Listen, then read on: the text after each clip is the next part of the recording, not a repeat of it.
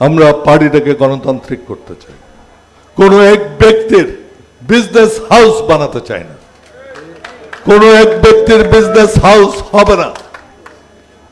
এখানে ফাইন্যান্সিয়াল আমাদের অর্থনৈতিক স্বচ্ছতা 100% থাকতে হবে।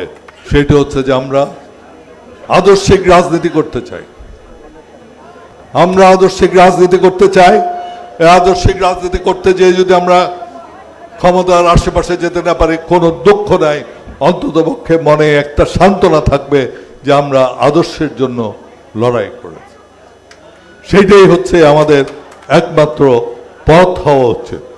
এবং আমি মনে করি, চলুন এরশাদ সাহেব যে কাজগুলো করেছেন এগুলো চিন্তা করা যায় না, আমরা আসলে কখনো এগুলো নিয়ে আলোচনা করি না। উনি যে কাজগুলো এই দেশের জন্য করে দিয়েছেন, যে সংস্কার উনি করেছেন, প্রত্যেকটা জায়গায় উনি সংস্কার করেছেন। আজকে ঢাকা এই ফ্লাইওভার গুলো বাদ দিয়ে ঢাকার যোগাযোগ ব্যবস্থা আজকে বেঁকে পড়ছে। ওই এখানে আনোয়ার মঞ্জু সাহেব আছেন, উনি জানেন।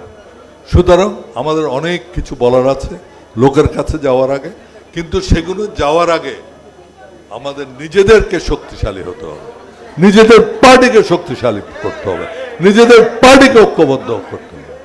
আমরা প্রথমে পার্টি ঐক্যবদ্ধ করতে চাই। আমরা 20-1 ক-ধারা যেটা নিয়ে সমস্ত অকর্ম হয়েছে, সেই দুষ্কর্ম অকর্ম যাই বলেন সেগুলো আমরা বাতিল করতে চাই। এবং আজকে কাউন্সিলে আপনাদের এইটাকে গ্রহণ করার জন্য আমি অনুরোধ করব।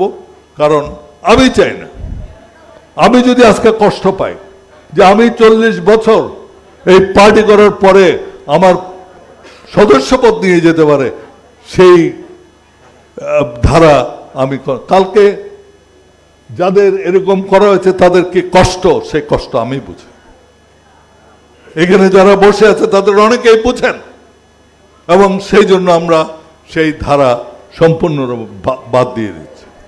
এখন থেকে কাউকেও কোনো কারণ দর্শানো ছাড়া বা অভিযোগ ছাড়া, তাও সভাপতি নিজে করতে পারবেন না, সেইটাও আমাদের একটা কমিটি প্রেসিডিয়ামের ইয়ে লাগবে, সম্মতি লাগবে। আমরা পার্টিটাকে গণতান্ত্রিক করতে চাই, কোনো এক ব্যক্তির বিজনেস হাউস বানাতে চাই না, কোনো এক ব্যক্তির বিজনেস হাউস হবে না। এখানে ফাইন্যান্সিয়াল আমাদের অর্থনৈতিক স্বচ্ছতা 100% থাকতে হবে। কারণ পার্টির লোকজন, এই পার্টির যারা সদস্য আছে, তারা এইটার মালিক, আমাদের সদস্যরা এই পার্টির মালিক। সুতরাং এর অর্থনৈতিক যেই সব জিনিস আছে সেগুলো সম্পূর্ণভাবে স্বচ্ছ থাকতে হবে।